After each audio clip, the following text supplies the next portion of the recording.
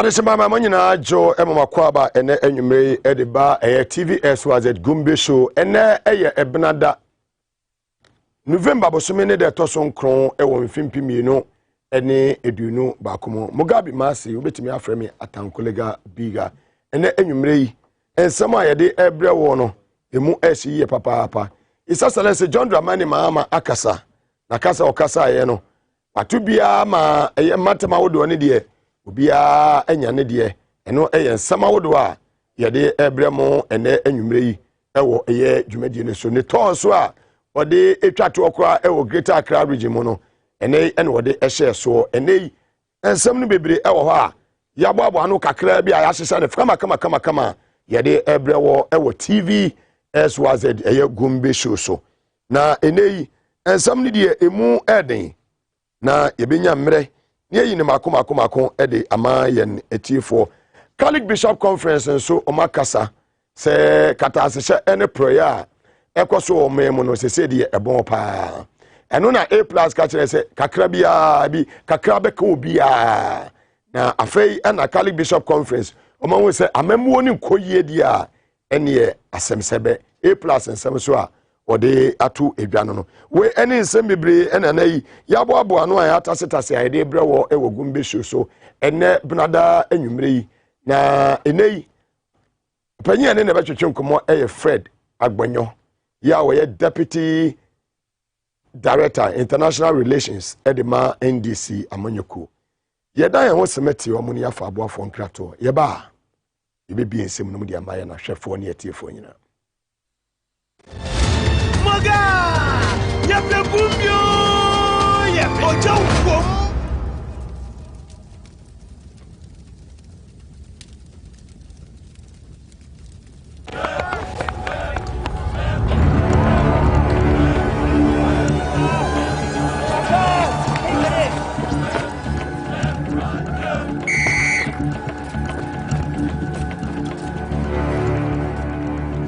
We are one man short. Should we invite him?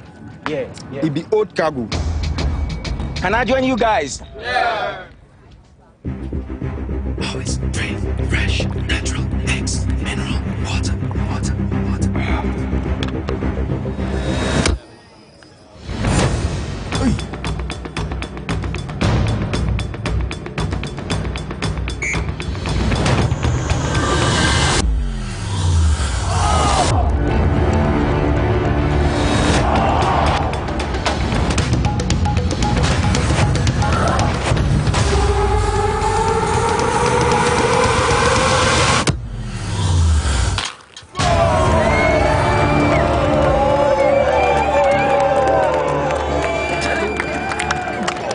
You still got it. Always keep hydrated naturally. That's my secret. Manufactured with the primary aim of preserving nature's finest minerals necessary for a healthy mind and body. X Natural Mineral Water. Simply natural.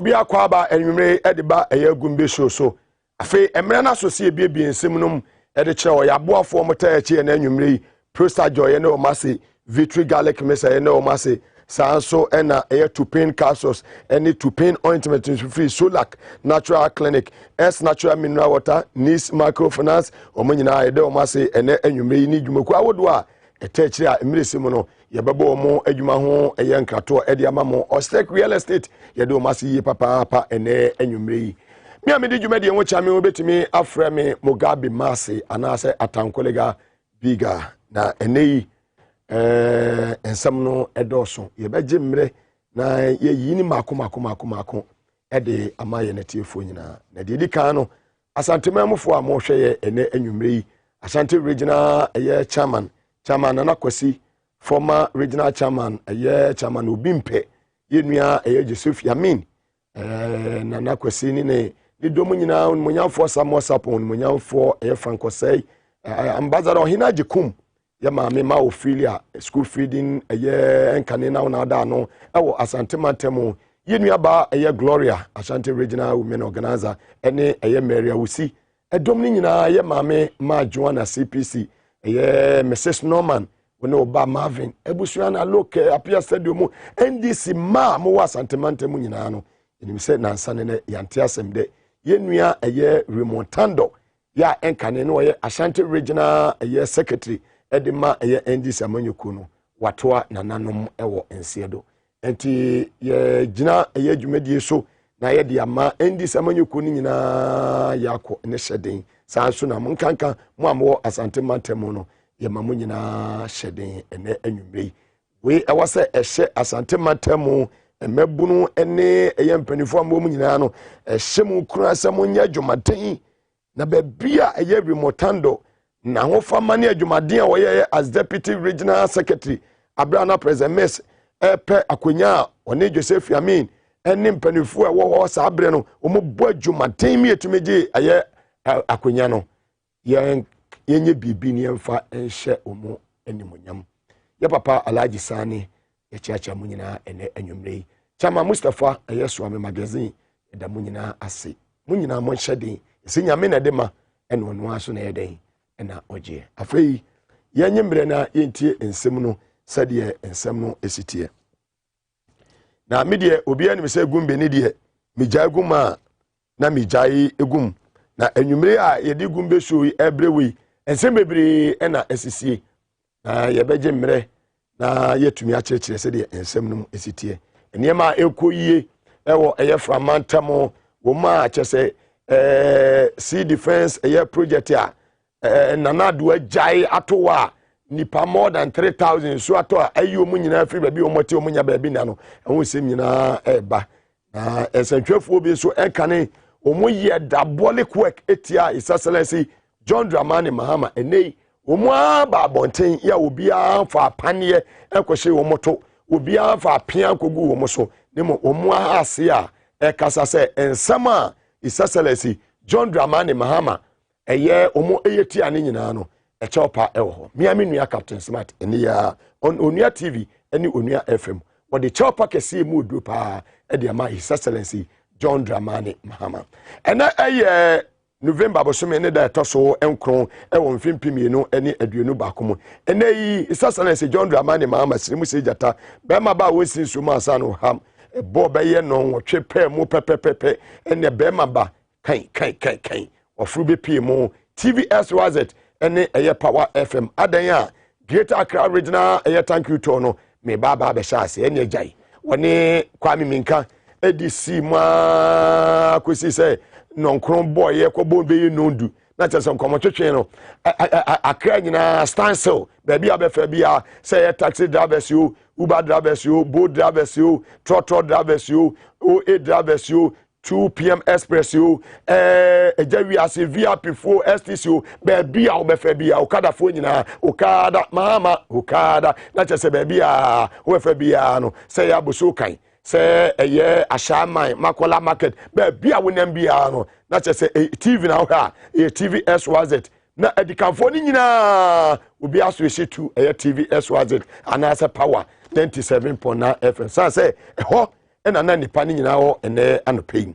na opanyi be pie mu His Excellency John Dramani Mahama ene wase hwe me ba be sati Greater Accra Regional to na nyese me ba be kasasa na mako sa say odu region bia ne to awoko ye wode ba wieye na chese be bi obeko bia no ni nyuma pa oye no eno an kasa e kire no nyafe no obeko akoye be wie na afi ne ba be ye diabolic agenda bi say ye ba be sinkonya ne afro say wo ka say obi si habo any airport e wo Cape Coast ena akoye no wanka ne ye intibra ne fa anko station bi na say koyi wa na kopa amanfo ne cho da bi Rich Hospital onwa Maritime Hospital onwa Dodowa onwa University of Ghana Medical Center onwa Bank of Ghana Hospital onwa Kaswa Interchange onwa Oba second interchange Pokuase Interchange Digital Center boxing arena ewo bukum mi nkura paper na me hwe paper bia so yi blocks yi oka Greater Accra region ha amasama Gan West baby abefa bia waseta baby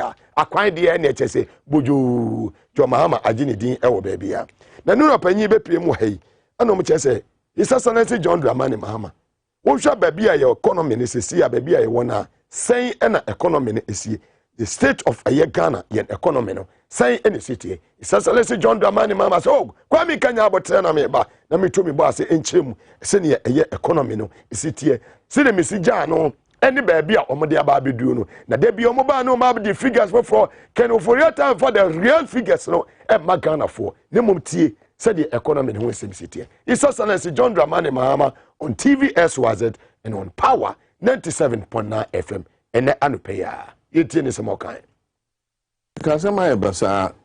Even before COVID, yeah, the COVID catastrophe is like using COVID as a cover up. Before COVID, na Ghana economy no enkoye. Finance Minister Mekabium, he's been cooking the books. I've said this several times. He should sue me or anything. He's been cooking the books. He doesn't give the right picture of the economy. Liability say energy sector debt, banking sector cleanup. On can't deficit no. He puts it as a footnote. Inti Oka say, oh, your deficit is 6%. It's because huge liability items no or DSA. You know, and he's done that for a long time. Into your Fitch rating, Moody's rating, it looks like the economy is doing well. What I say, and no, because say BBC and COVID, and I say there's an asteroid that hits the earth or something. Now, economy at Tepansa across the world. Ghana can survive for 6 months. Could we survive for 6 months? It means that we're living a lie.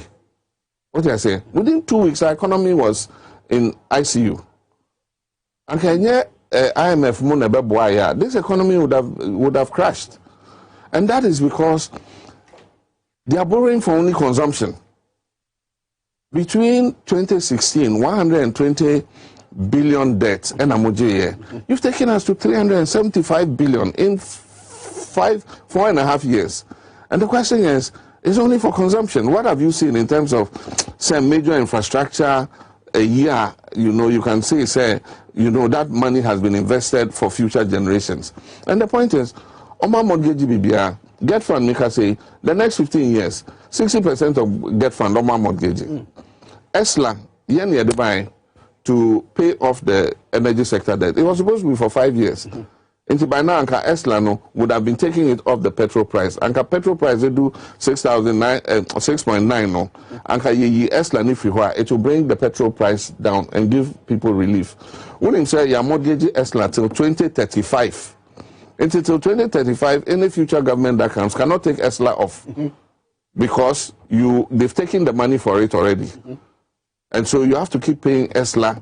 Your money, your nana, baby, by 2035, you won't be me. But you people have to continue paying till 2035. And suddenly you ESLA for you. You know? Or say, or buy, my father I didn't inherit anything from my father. It's not true. Or buy a sinking fund. We had more than $200 million in it. I could have spent that money. But I knew that Kufuor's Eurobond, we were supposed to retire it in 2017. Until if another government came, if we didn't put the money aside, of course, we expected we'll win the election, so it would have made it easier for us. But they won, and so we had left that money there. And so they took it and paid off the Kufuor Eurobond. That was a government that was thinking forward. Ghana Infrastructure Fund, you jab $250 million home for leveraging investment into healthcare, into infrastructure development. We left that money there. Ask them what they did with it. Stabilization fund, and Jessica Yeja was stabilization fund. And COVID by government had no money to do anything. We told them go to the stabilization fund and take money and start doing something against COVID. Until IMF and World Bank brought the 1 billion and the 400 million. What I say? So we had a vision for this country. And the point is, the economy, you cannot build it overnight. You have to build on what somebody left you. What I say? But and then you go on a huge consumption spree, and that is what they've done. It must be Papa. Oh yes, I think that the foundation we left him. We left him 2 new oil wells. Yeah, Ejuma now was with 1 oil field, Jubilee. That was our only source of oil revenue. Yeah. Obaye, I had given him Sankofa oil field and 10 field. Yeah. So 3 oil wells. He's got more money from oil than any government in the history of Ghana. And so I said, what have they done with all that money? Okay. You know, it's all gone into consumption. Yo, not just it's Excellency John Dramani Mahama, Nisimo Kafa, Ghana economy no baby, and Pempensu and Nanado, Chenkwa Numbrimu, Nanado Prima, aka yes, Wabruni, or de Ababeto, Edia Mayeno. No. Now, His Excellency John Dramani Mahama, and the Kwame can come to Chieno, a Quenimwan, who so. Said the Oya, Ghana for Oman Nomo, a true and an Ekufuado, a chaya or the Beji to me. Said the Ghana for Oman more papa, Pomahu, a true ya, a buyer tisui, Omudi ya sana, Omode Ababa Beji to me. GM on state of regret and lies. We're in a state of despair. And Crawford Erahu. And Crawford so normal because and yet say and a bino a promise here. Before the election, somewhere you may be brave. Free water, free lights, free power, free daring.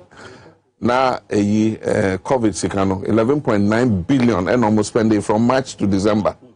Be echo into convincing people. Yes, a small business loan. So Juana Momo Pimping Osha 2,000 Ghana. And then we're all paying that back. And to be a finance minister the budget the bank. That's right. Economy now tetia pansa.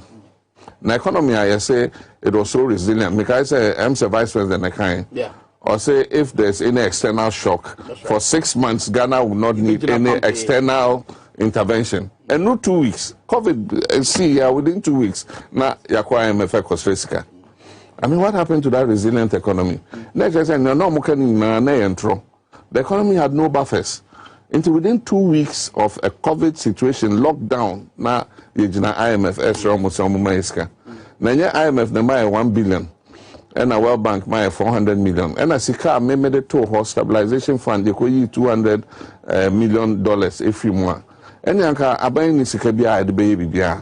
So it just shows there's a certain culture of lying about things and all that. I just say almost deceiving Ghana for. And you can see that it has all unraveled.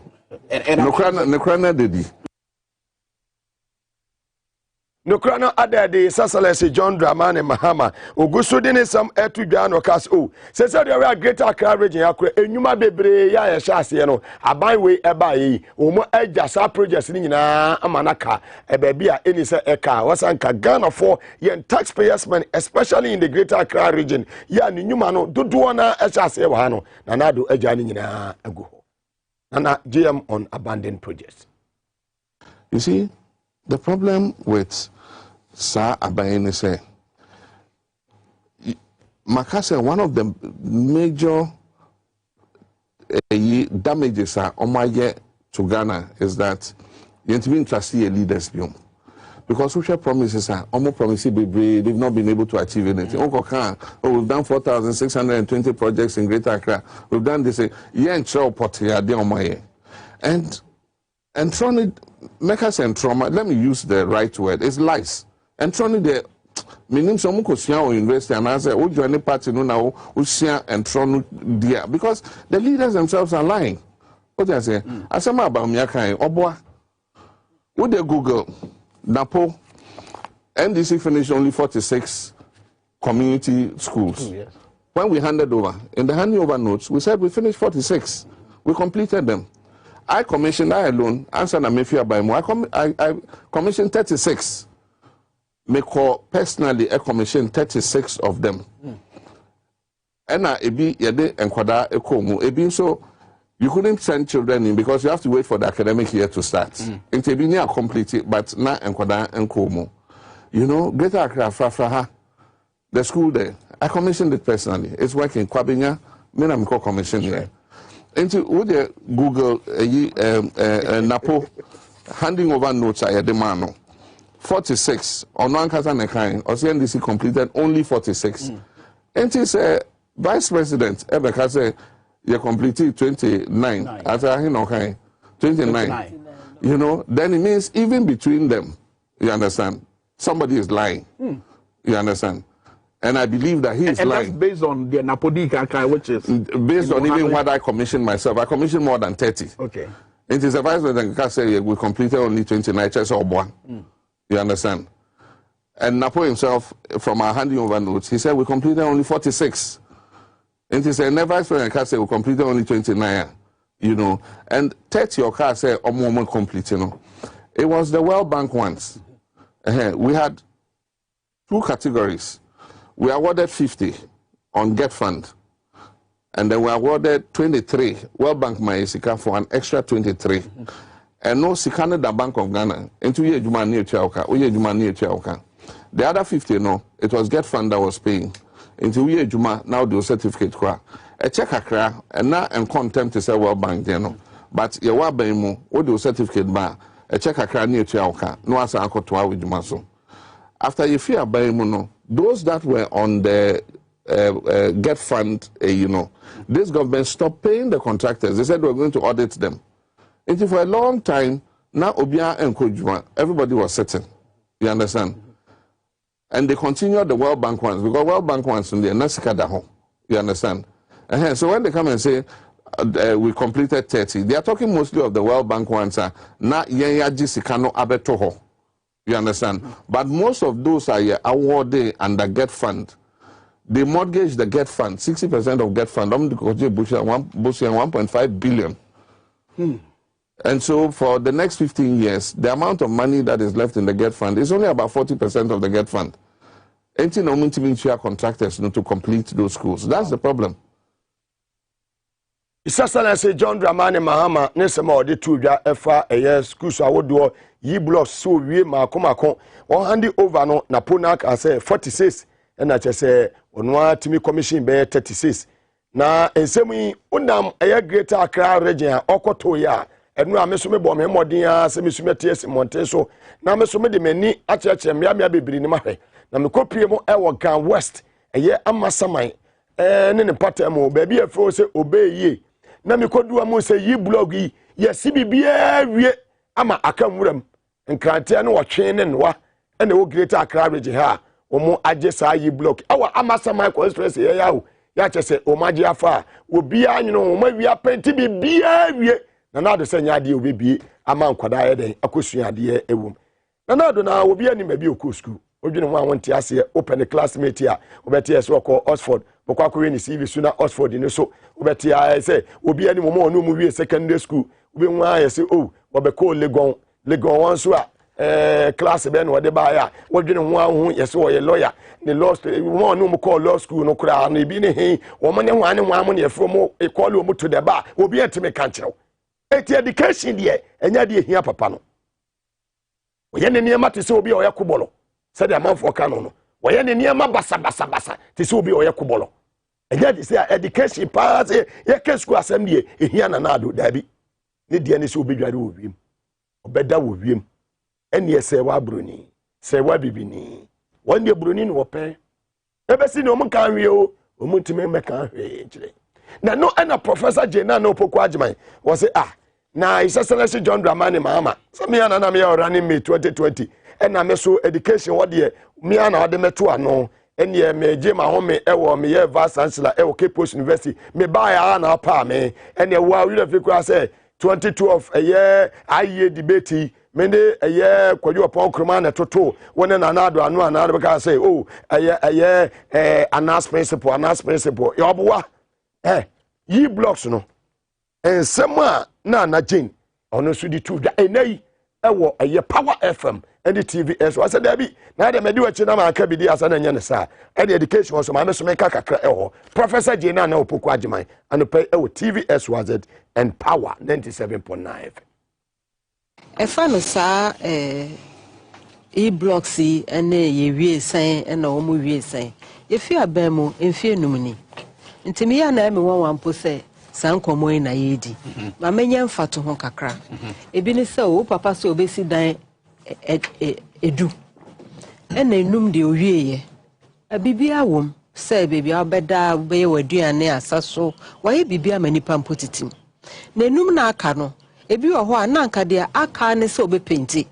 Ebi wo ho ne aka ne se wo betwe kane akom ebi nso ho de aka ne se bi obetwe nsu akom ananso so waboso kura wie na aka se ebi a ode nua na guso aka sa ode nchansi ne beguso enti wo bewie eno no sa no a na wo ka se wo me papa sie enum nso me sie enum na nya no kresem na wo ka no sa free SHS a ya ka ho asem sa anka so mu se ya no ya concept no first you have to conceive of it ade na wo si school no ehe na schools no udi besisi drawings na be say ansa na wakọ sketches no so we obey model no say school no si ho a etesen ne fetisen unu se mofra pade efe e bia no munim so hwe papa enso umdu ho mbe hu ansa mu say school no blocks say na mehia to be fra quantity surveyor no wa hwe design nyina no we break ni nyina down owi a waka say school no kra me de besi hi ye kona nanom nan so sabe Ministry of Education de oni asase nanom so mefa we so na mada o mase omo man asase na ansa na wo beka say aderu kra ne bo be yesen menye sika efisen efihin sika no fa be fi Ghana government ho le bi nso so be kwa akobo se e ko World Bank e ko kojiska na World Bank de no ye the entire model baby headmaster dan wo baby a flats wo workshop wo bibia sa no ye de e-blocks no starter na obi foforo ba wo so oh dan ho na be ko ha headmaster dan be ko nya se be basa enti enu ni sa no ma mi na sa na wo wi a why advertisement why advertisement am nkrofo apply procurement contracts no ya award and so no mom seed money no ma site no mom sod enti we build from scratch it mo be anka say ye complete but ye complete 10 na mo so be complete wo ba na sa me de no de aka ne say wo be painter untimi nka say wo ye 10 na me so me ye 10.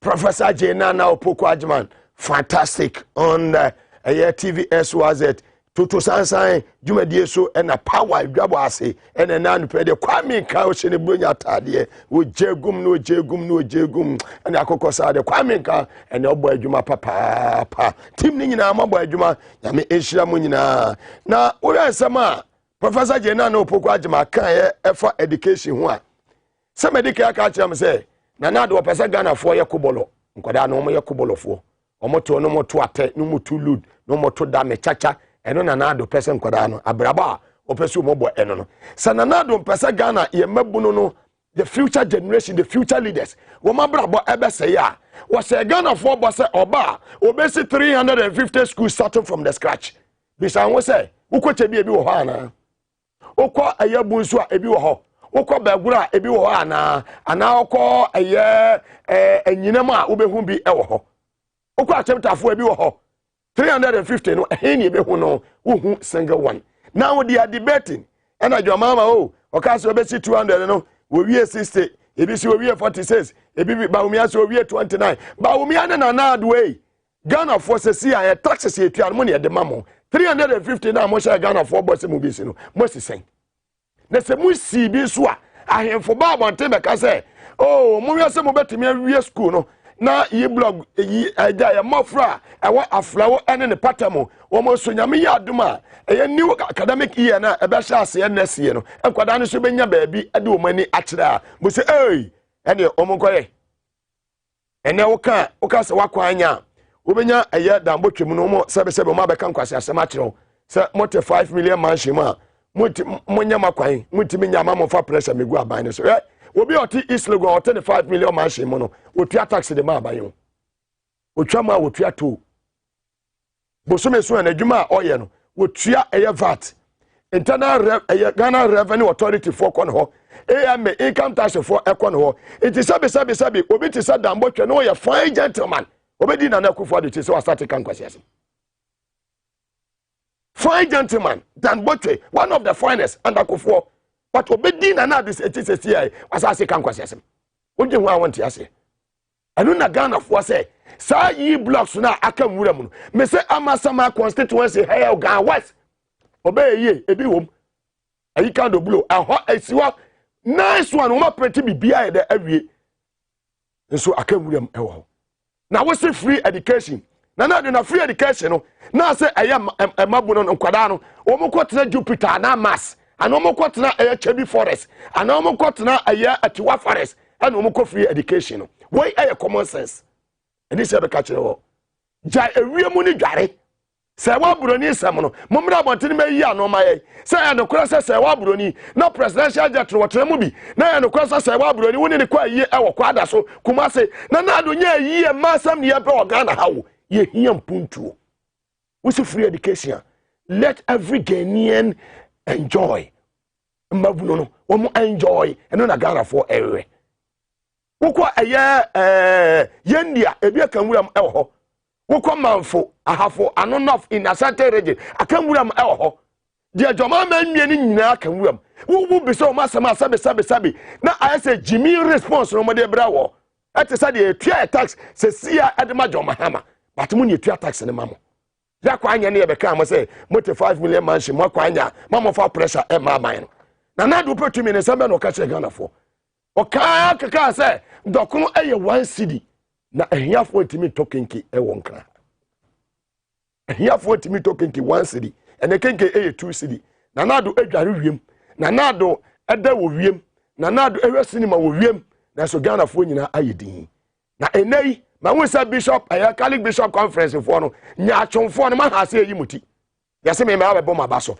ade ne say 4 years ago and say ye mu nyina ma ya nya atwom na mu so ya mo say men of God Catholic bishop conference ene mu amaka nyina anyansafo nyina amada no mu nyina mu ye nya atwonfo nya me be bisa mo ene mo yi muti be ka de asaya wie wase 4 more ye nya twa 1 ade na asaya wie Catholic bishop conference na mo ba be ka nya atwonfo no ma satade de we abubo die na mo be ka che Ghana for asaya wie asai matna wo hwe anyansafo aye matemu matna wo mananado asai wo mai wo yawie ama wo manyina da ne mai wo krom obi enteme kasa nya chom Catholic bishop conference ade na sai yawie de na mo be ka afeni mo wisa ban we kata asesa ne proye adokro ma we na mi ya me ba captain smart so na yes excellency John Dramani ma ne Professor Gina no Poko Ajima ye beda mase Joma ma wie ye no waka se na Jane eye wo de ka ye blocks no na me so memra eye 2020 eye elections e course so any de 2024 NDCs amanyuko ye be ye John Mahama ne se mo de tuda eni even though in the run up to 2020 na yene EC ewo argument kakra na ye hwe se enyoma bi enkoye and the way our mokono who say they would run things properly what I say and so still no because of the history of your EC we still decided say let's give them the benefit of the doubt what I say but after election ayekoi we are going to the election as if the EC is against us and on our opponent side yes because until the show say they are neutral, and they also who said they will not be neutral, don't be impartial. Until we have to go in with that mindset. What I say, so it means that and Bianca who feel say EC will take care of it into be to me and take advantage of that. For instance, printing of ballot papers. You printing ballot papers new year. You better not printing houses. No, copem say you better about new year. What I say, won't believe say you feel what. I'm just giving you an example. Okay. What I say, see our Parliament with regards to pink sheet in Libya, we want to see used to know every single thing our Parliament approve and also. What I say, we won't agree, say, we'll give you the benefit of the doubt. Now say. Collation centers. Yampesa soja bia any to regional collation center. So therefore, they should stand somewhere. It's the police who are supposed to be at the collation centers. And we're all going to be at the collation centers from about 5 o'clock. You better know. Young collation center, presiding officer and say, returning officers in your mind, to Munko Fiemra Nopa. They be a better know. Copim say, returning officers, Nebaba, Naya Kai Abano. Copim say, Yakai parliamentary, presidential.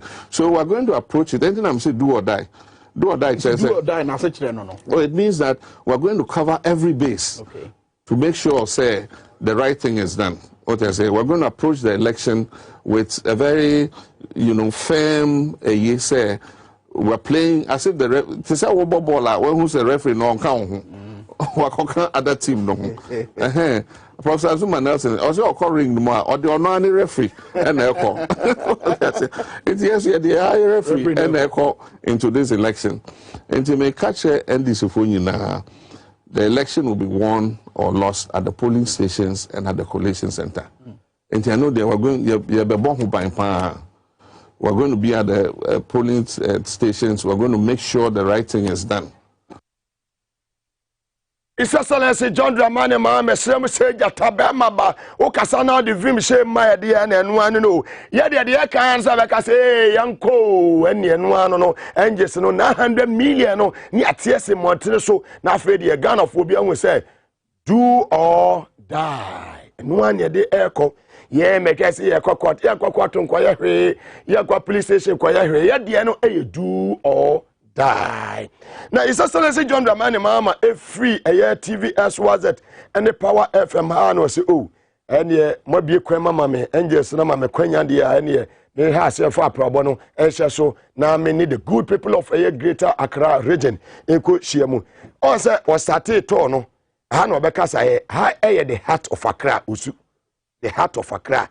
Say radio station no, will be a radio station where Accra and see Usu forget it. Xyz, Power FM, Xyz Radio. Ni na hin Usu. Dia kan nyina and the rest. Yakoyenim. His Excellency John Dramani Mahama edi na ni kire eye duduwa. Hey, enye me nuaba eye Shai Osuduku MP. Lenda obini wa oklo ni nkrofo yi ene taxi driver say mame mo moton ne mo wodwem ene enuanse obia ba be hia no nani ene His Excellency John Dramani Mahama ne sema a chese odi ekotu dwa e ho no de na chese one nananum ahemfu esia no na enya asem ketu akra Greater Accra House of Chiefs ho ene ohia omo yetie sema ho so His Excellency John Dramani Mahama odi tu dwa ma Gumbe. We are grateful. I want to thank all of you. I want to thank our Accra Caucus, Greater Accra Caucus, to thank our regional executives and all of you for the work you did during this election. We know we can work even harder, and we will work even harder so that 2024 NDC will come back and save this country from the extreme hardship it is going through. Ghana has never been as hard as this. Times are difficult.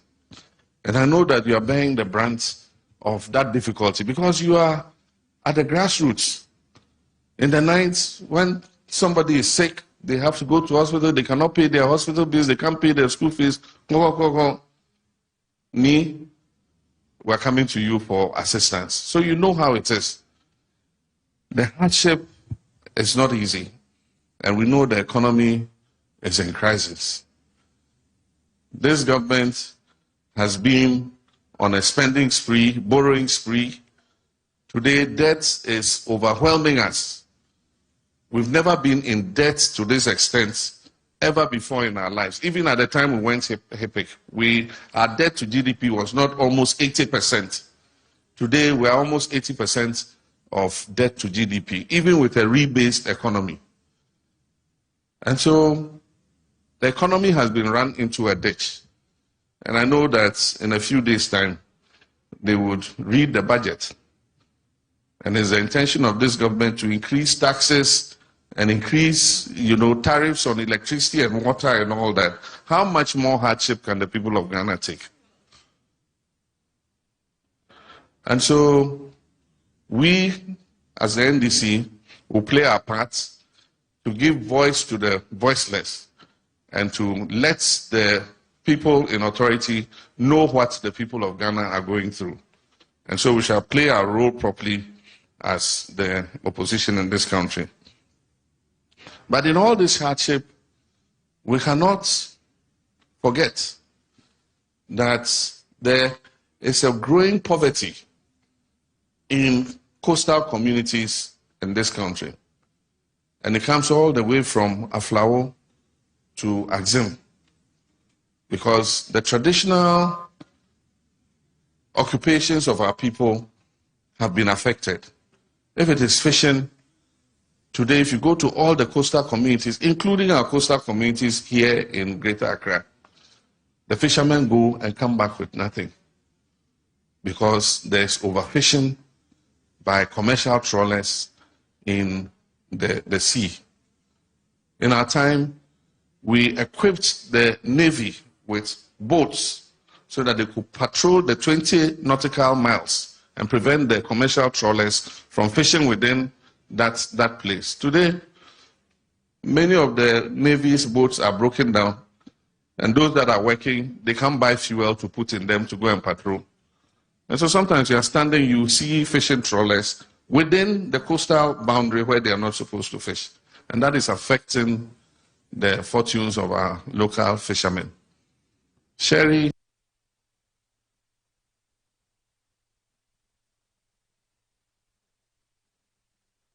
Ama, nesama Audit dwa ewo eye dodowa abra woni Greater Accra Regional House of Chiefs ehia ye no ono so nesama Audit edwa eno no wo wie ya na opanyin ono so ejine mu ede kasa ma eye Greater Accra Regional House of Chiefs eye nene anamle the first ono so nesama Audit dwa ewo ho enie.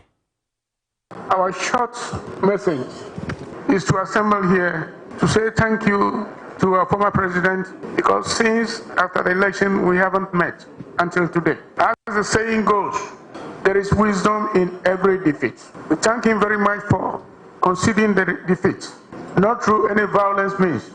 Finally, he proceeded to the courts. This actually shows the extent of love he has for the people of this country.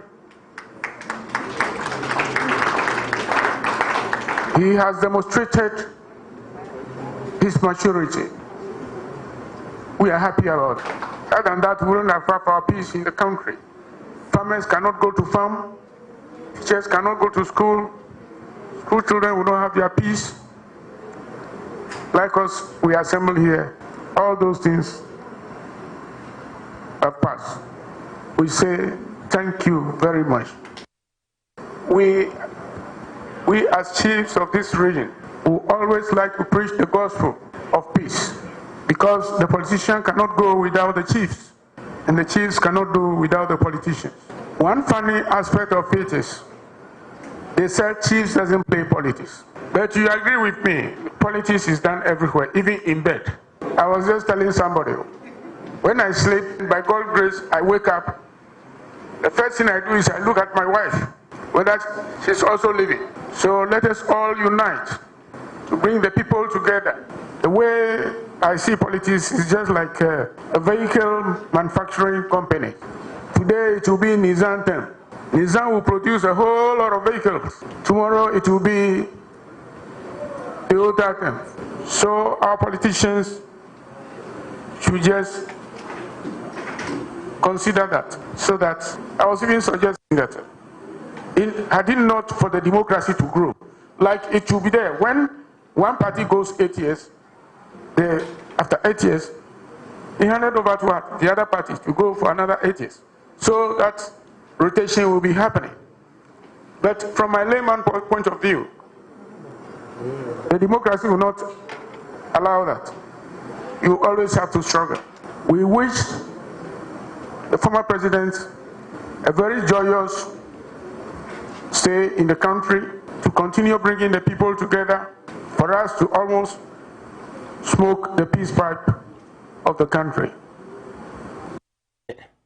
Nana yeda se enwa na waka no utwa 8 anu akotena nchen na we kura de 4 more ewi aseken mu no wan kura ye twanwie nsu yewu ye edi ayete ya eye se wa bruni o se wa bibini ene omo da wiem no omo di wiem na omo yeden wo wiem eniema basa na Ghana for eka ho ensem na eneyi eye Kofi the boy champion cameraman ya wo Tvxyz ene eye ni birthday Kofi etoda na se eye na ma onua makeup na de nyina Kofi the boy ene esi nipa ya ade a wasaye Kofi the boy me de oka wodwa ba ko na me hia no anya okese aba no ti asema oka ya ohene no wase wasori anapa na yere ne odi ka hwe nanim so otiase a obeso sori a o check on se wa bruni e wo Canada Ontario e wo Toronto na wo so wa check wodi na anwumire se oye okay ana well ye move on afi ye nko yenim Isa Celeste John Dramani Mahama says so be set to na ase wo Greater Accra region say the maka kire say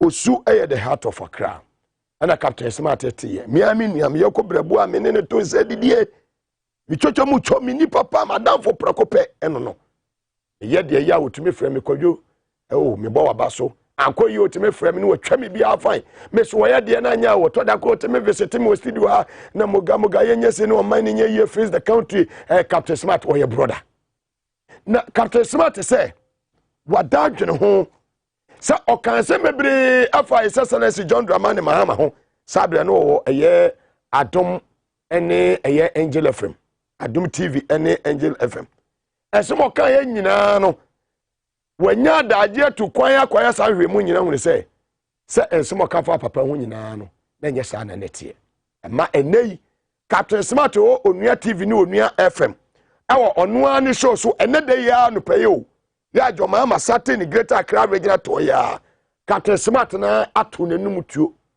se abai we krono ne katasesha na adone ne kofo boye no eye adutwem nemom Isa Celeste John Dramani Mahama wo de chope mu odu pa mu ade kese pa na ede ema wo Captain Smart on Onua TV and Onua FM this morning ya jibesiam prensa say the ba complete project no ya diska no mumusa nanado aigbefo oba ho mumusa no na de na nye ono a obedi dimukuro ma hemfo natem ya jibesiam prensa ya diska no eti we no obi tie kire na dwe ye ne say we ye MPP ni nti we de menka te we ye MPP ni dia MPP aba di nsamfo a esesa wo kan wano tum we ye NDC ni a NDC aba di nsamfo a esesa wo kan wano tum for the way esoro kwasia me suru nyansafo any over 3,000 ya bobesiam prensa see the Korea project no ye wie ye why wo me ya igbefo to wo me de wo mo nhye mo share me se mo share me wa share ya tikrom ha ene ye ka chen se Mahama watoto adan e wo Dubai mebwa Mahama, I want to apologize to you. I am sorry for doing that story. Who here would this paper simply online? Tie Kafra John Kafra ene Mahama or ye corrupt watoto dan wo Dubai eti me share that to plane ticket. Kodin nam Dubai mkwa Mahama dan me ba ekura mentimi ankasa mehu dan wanpo Mahama Kafra Mahama oni single room ewo Dubai single room ewo Dubai oni bi obi osi oni Mahama one room ewo Dubai on house no madamra me resign tomorrow by your share sansam ni good John Dramani Mahama so me NDC ni o I will never vote for NDC. I am telling you. Me, I will not vote for Mahama. But I stand for the truth. I will tell you the plain truth. Now, share gusu sa Mahama ya corrupt. We sikakwa Dubai bank. Me pesa me bo bank bi di wo ho. Me sheda ko se me kobi bank account. E catch am say hey, Ujaf. Ahani me be bank account ba heart o. Na minim dia me pesa me ye. Me produce God no church or for computers in now so and mo timi de ye wo kroma no you have no idea you try ya Mahama account $1 edem wo Dubai Mahama nibi I am telling you Mahama sorry when ena Ghana Central for you 2 ya no see obi baso ena ye Mahama hey me do nya me say there was a day bi Papa bi owo ya company. Kojo me so ye akwa we uzro he. Ene e catch am so ene den am so okay. Ma yan kode nkoti asam kono. Captain Smart. Eye. said you trust and when you send a chia. Na enemo ama wo de mo ye ye ho se ye mo ye na nye Ghana sentwefo na me fa mo bon enchemo na ommo mo ho ban enjes na kam ho se na wa obia pam obia fa pane bia me wo watumi ekam wa wanum asem na one day we'll get there ya me shiro obia enei lawyer so some eba ye madina o and ya cheno and a minority ya cheno na de ono si ya cheno ko awono uko school ko wi ade e wo isi regi uko secondary school ko wi ade ma uko sesan wodi comfort teacher mo atese wo wasesan wodi mi ma wodi so ni mo and ya cheno na de omo ye no ma anya ade minority fo anya ade kromfo uko school ni de ti na wo sesan wodi de na uko wi aye wo school ntia e ma wodi ne sesan Kumasi fo nyina 8 omunim wo wie school state experimental wo ma no wie school omunim wo ma na no mo secondary school Eastern region ya wo ko wie ade ai enti ofa ho de sesan wo din asana wo ko eye secondary school ye da ase eye hwe ensema aba beto dwa e wo sosu ho no omo ko court na sosu ni ya wo to kwan wo ye adwuma de ma o my Ghana parliament Yete sema honorable ye comrade Murtala Mohammed ono so akafa ye lawyer susu nsem no niema majority for ye no lawyer susu wo ho nsem no yete sema comrade Murtala Mohammed ye ono so ye MP tamalifo nyina so mo je wo so yete sema odi atodwa immunity. Who said that the immunity is an impunity? The MP has erred on the side of law. Release him so that he assists. How did he err? By whose estimation? The police don't have the capacity. They don't have the capacity to determine who errs on the side of the law. The only body with that capacity and the expertise to determine whether someone has erred on the side of law is the courts. Well, he should be held responsible and liable for the infractions. On what basis? You see, do you listen to us? When we say he should be held responsible and liable, you are concluding that he committed a crime. Well, that's what the police is saying. No, that he should be held the police don't have the capacity to determine who commits a crime. The only body, institution that has the capacity to determine whether a crime was indeed committed is the courts. That is the point. What we are simply asking the chief, the IGP to do, respect Article 117, Article 118, and Article 122. Respect them. So now the MPP has issued a statement saying that it's troubling. In fact, it's that is the level of hypocrisy of this MPP group in Parliament. You see, have you read that statement? I've read the statement. It is not even signed. It is not even signed. You said the majority caucus. I'm saying that it is not even signed. I have sought clarity from the majority. Who gave you the deputy majority? And he says that it is coming from them. Exactly. That explains the level of the disaster of a state we live in. Under this government, that you have them who supported that decision. Mind you, this decision of the speaker was taken weeks now. They never uttered a single word. You had a member of MPP, and I listened to that member on your station yesterday, who supported the position the speaker has taken and the position of the NDC. So what has changed? What has suddenly changed? Because they have been called to the Flagstaff House. There is a design. Oh yes, there is a design by this government. That the executive is manipulating. Oh, they are manipulating them. There is a design by. That is the fact. The executive is manipulating not just the caucus, even the police. There is a design by this government, and the agenda is that arrest Susu, and after arresting Susu, the fraudulent electoral commissioner, who came out and asked the police to invite President Mahama over a statement he made, a statement which was in plea in court, over a statement that has been made repeatedly. And that agenda is that arrest Susu, and by extension arrest President Mahama. We are 7 words of caution that this democracy will all develop, nurture this democracy. They will meet the resistance they have never anticipated. You resist I am saying, no, please. I am saying that the agenda is to attack the NDC, arrest some big wigs of NDC, and the ultimate objective is that arrest President Mahama, find something to tag him so that he will be barred from contesting the 2024 elections. We are 7 a word of caution. That they will meet the stiffest resistance if they attempt to put in practice this agenda. And I'm saying that the members of the MPP must understand that they are members of the legislative arm. At least they should demonstrate some level of independence. But anytime the MPP zigs, you find the MPP caucus in Parliament zags. How irresponsible, how cowardice and hypocritical position they have taken. If they had a genuine position to take in the matter of the speaker on this particular issue, they would have done that. Why? So they were not thinking, they were in the state of freeze. They were in a state of incommunicado when the speaker issued the statement and reiterated same on several platforms for several days or weeks. They were not thinking. It has now suddenly dawned on them that they have now analyzed it and they realize that the speaker's position is not the position they should go. The only explanation to this rather unprincipled position is that they have been called to the Flagstaff House and threatened to do. Sida kese be maye nuanom multimedia Joy FM4 for that wonderful interview with the comrade Mutala Mohammed. Ya beda mo ase na Mutala se mo kan yi minority for mo fanya adwuma yie honorable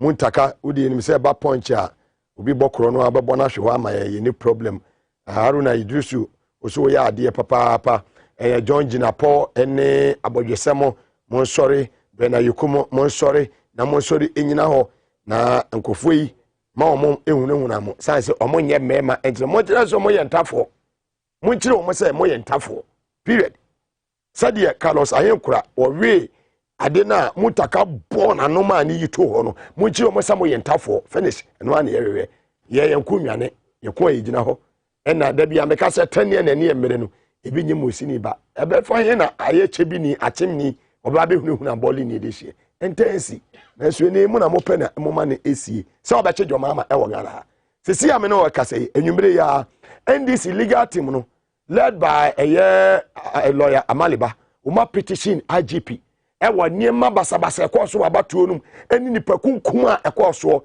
techima saf sa IGP hu ya Dr. Dampare enadie omode aba betu table so ye de be kwa akosie ye dan ho semete omo ne afa abo afronka to ne ababiem ye bani esi kwanya de na ye Ghana komo ye ni enua Fred Agbanyo we deputy director in charge of international relations at the NDC Amanyuko, ye former deputy national communication officer of the NDC. Na the ebobo bane say Sal hono 2024 obekwa kujina ewo Sal as eye mrase bedwani na eye timamfo atwa baye den e de amanu to Sal for munya ready say Fred Agbanyo oba ne nyina ye di na chi gim sense we ya brante bia wa bo adwumenti wo ba no Sal nie Mugabe nie Sal nie Fred Agbanyo nie Sal Sal Agbanyo Sal Sal na chese ye kwa no ye ba sisi ya ye ba Fred Agbanyo be gina konya more fire Moga ya febumyo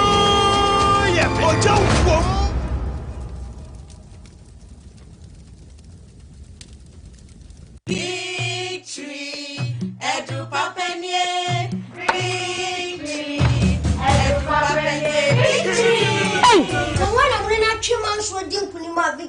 Victory, sir. So you're real nuts, not your swatch. You know, victory garlic mixture, no? You're going thing. And the victory garlic mixture. Let me join the celebration. Victory, Edu Papa, victory. Menu.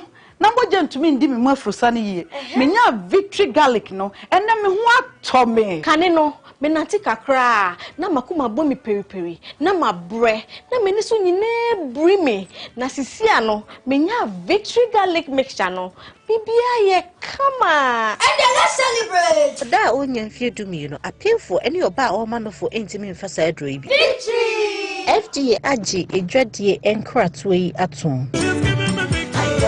This advertisement has been vetted and approved by the FDA. Good papa. Janabam, if your what apostle, your waist, all your body, you make bazaar. Thank you so much. Thank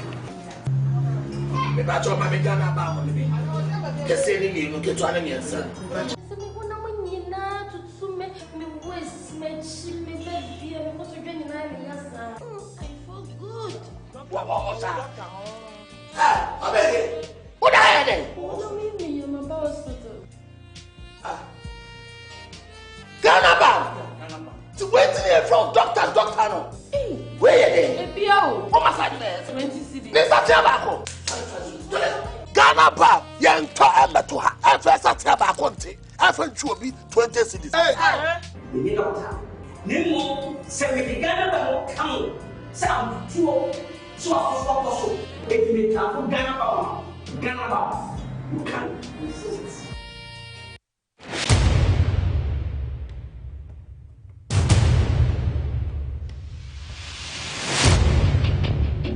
The average human body mass should have at least 60% water for optimal performance in any physical or mental exercise. We can help you maintain it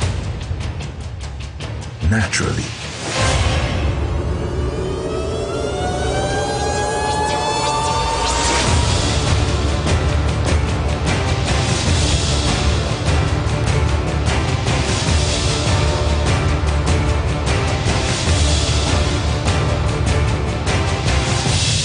X Natural Mineral Water. Simply natural.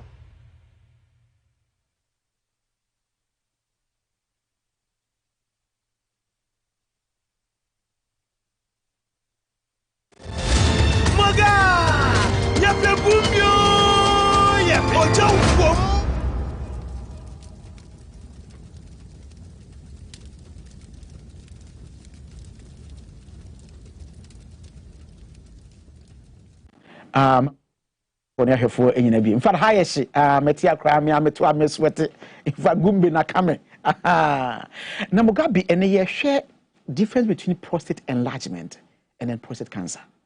Empempi ya na nkofo free say prostate enlargement no we say a channel when treat na adania be prostate cancer. That's a complete fallacy. It's untrue.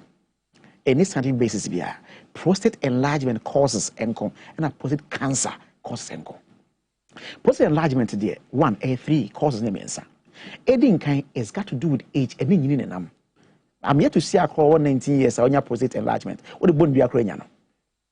On seeing you know, not sebi rate any muciano echo form. They come pass averagely the whole one cut twice. Ango cranka, a bomb midweek, and anki abo weekends. By the time you know, for once are quiet once a week. 40 to 50 then call 1 in 2 weeks. 50 to 60 then call once a month. More prostate gland non so you man a war year ban on phones who yini and on year. It watching Chimunso na esenke ni bodjuma na on say on no Chimunso fitana e be fast spermatozoa na say sperm cell formation men. It is your yin so ne bane di bodjuma na ye release no na nani age pa. Ti mo na yentimi yenye a drop na yentimi nkede ngomo no na na raho na insura tata over time na chemically unstable na ama prostate na enlarge with age. 2, fruit and vegetables like open rich. Meka in abania to sudianko corner, fresh tomatoes, carrots, onions, watermelon, grapes. I said the kind of diet on. I see your time money. Mugabe me restaurant be na abranti buy no organic chicken and pies. I will come and say gunibono. Let me see a slice fresh onion, tomatoes kakra. Well, my focus so shake. What do you mean? Hey, wait, come here. Okasa me aponsiana. Me kwa nka odi yanka bebo. Yes in your time money. 3, red meat asanke yenyi ye teso meka moja namna awon say prostate no gland no eba in fruit and vegetables or premium kokoko eba enam dia on premium kokoko tika yenyi nanke ateso nanke the white meat meka fish nom salmon geisha nom 1,000 nom nanke di nsum nam a replace chicken ye classified as white meat.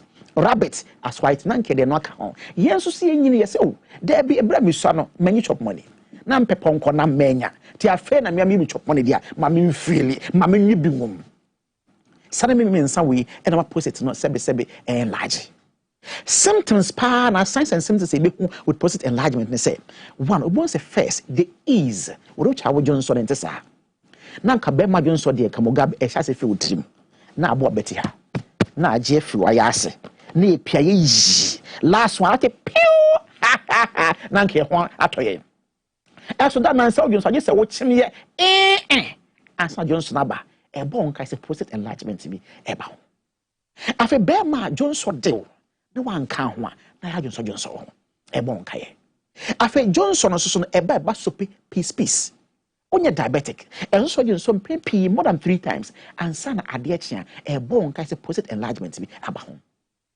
Bema wo jonse like pressure. On se Mugabe so na ipagya de no kostra. Ma me ne papa no. Wo dey say aha ye na yes run tem no. O se pagya kwa na ma ne bodwo bo nse na wo jonse ko na asesane. Eso da na nse wo jonse a na na mo boxer no ho ne mu ase. We nyina ye nsenche ne bon kan say prostate enlargement bi eba ho. Na we ntina prostate capsules aba. Eye PROSTA prosta ye fada anoni free prostate mo. The word prostate mo. And ye fa fit ade ade ho den. E kabo mo si apa na enya prostate fit capsules ye body man say Johnson boko. Ade nti na say odom prostate capsules. Prostate contain nyama miensa. One, eye alkaloids ahodo a broni say eye bioactive compounds eye anti-inflammatory as in the property. As Chane saying, o prostate na ye kese ache de senkaye no ewuhuro no e twi nsuo ni akotem na free mo na push it back to normal size e de amawo. Autodilator one of the saponins a prostate capsules mo. Dia na ye. Droben na akensi no so bonkwa so nifa e bie ama pipe on esane. Also prostate na enlarge na outside na stretch na inside na stretch na akwa sebe rendo nat no to kuda mfimfin. Nti e stretch here inside na stretch na e ka droben na Johnson from e kemia no it na Johnson a wo chem no. Sa how no e revert na se feel say apa Johnson ba boko ama ho ato. Dia na prostate capsules bit my yede ama wo. Prostate capsules containing saponins ahodo ene lycopene ahodo a eno nso so ye anti-inflammatory in property eno nso no lycopene ye ka ho asema nso no ye antioxidant kasi bi antioxidant as che ne say fa ne say u residue ha na yesi Mugabe enye Mugabe apam mane nko obo ho ban asoja fo mo bo man ho ban on sa na antioxidant no etie to untaka prostate capsules when you're 35 years ekwa entwema cancer beto nko bra family wapa bi nya bi ansa na wo free mu. Unum prostate na watch in 6 weeks. Afi bi no say use prostate capsules every year be use 6 weeks. Now bo ho buy for the entire year. Now ensure say prostate no how be e ma ho. Prostate capsules your body man say Johnson boko. Your telephone numbers any question be you put so man na afi ini nkomo. MTN no 0245 61 6028 0245 616028 and after Airtel no say 0261 736263 prostate cancer o Johnson abonse moje di akire o Johnson anemma na sebe ade no pro entwema winsiansa ma wonsanka prostate capsules e mo prostate no ban na after Johnson say boko Mugabe Johnson de do last one so okay ate Sada say, Sada Bema BS Saka. Now, what do you say? Prostate capsules, Johnson, Boko, herbal shop, chemical shop, pharmacy shop, Bebia, was a prostate capsules once a ekebio. Maga! Yapebumbio!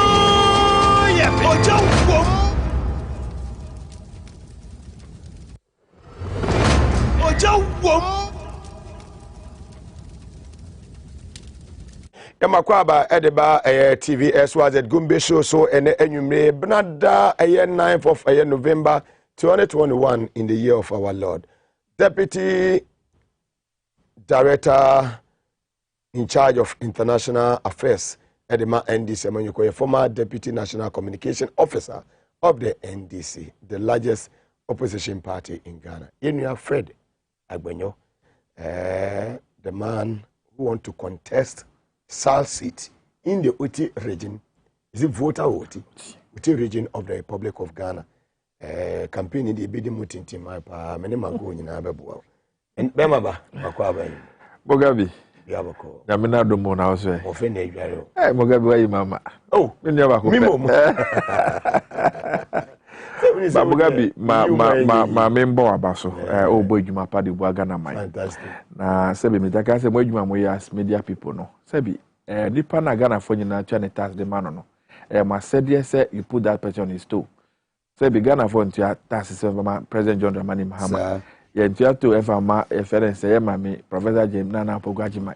Or Nipa, yet, Chesika de Mano, any Dr. Baumia, and another Dr. Kufado.